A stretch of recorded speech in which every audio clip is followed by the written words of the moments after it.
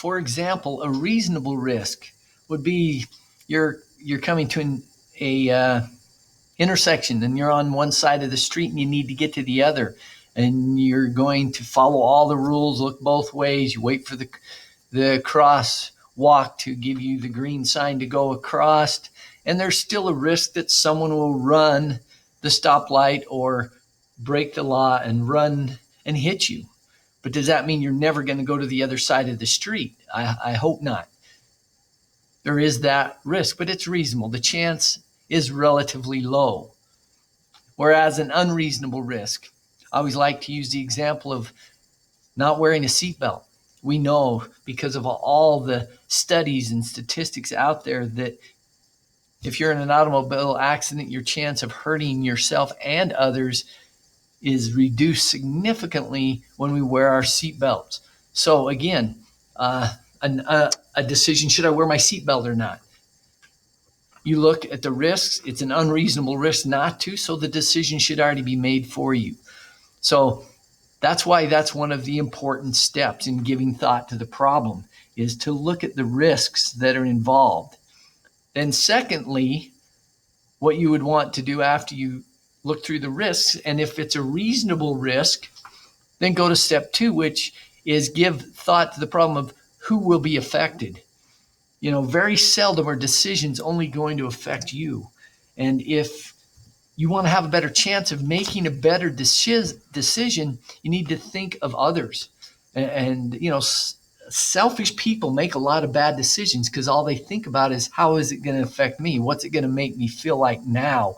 Is it going to feel good now? Rather than, who is it going to affect? I know me personally that when I was growing up, when I was a teenager, when I was faced with a tough decision, I would think, how's this going to affect my parents? Because I remember one time, no, more than one time, but I remember one time specifically where I made a decision that wasn't the best decision. And I remember my dad getting mad at me, which was fine. But I also remember looking at my mom and seeing the pain in her eyes, and that really bothered me. And I didn't want to see that again. So after that, as I would look, how's this going to affect my mom, for example, then that gave me the courage to make better decisions when I was faced with maybe some tough, more difficult decisions. So again, who will be affected? And usually there's a lot of people that will be affected by your decision. The next one in giving thought to the problem is, where do they fit into your values? Hopefully you've already established a lot of your values. If you haven't, you need to in various areas of your life.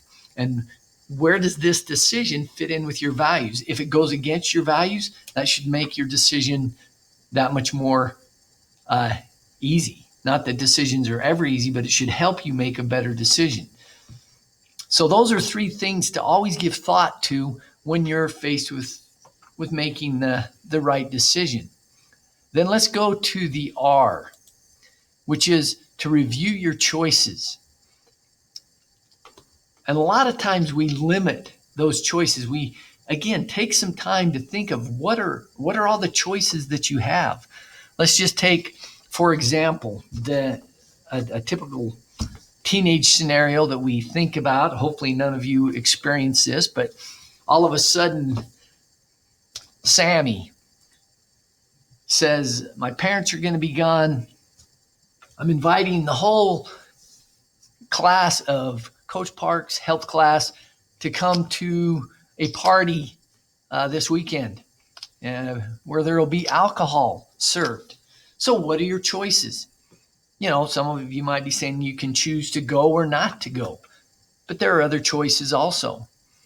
You could choose to go and not drink, and we'll talk about the next step on that.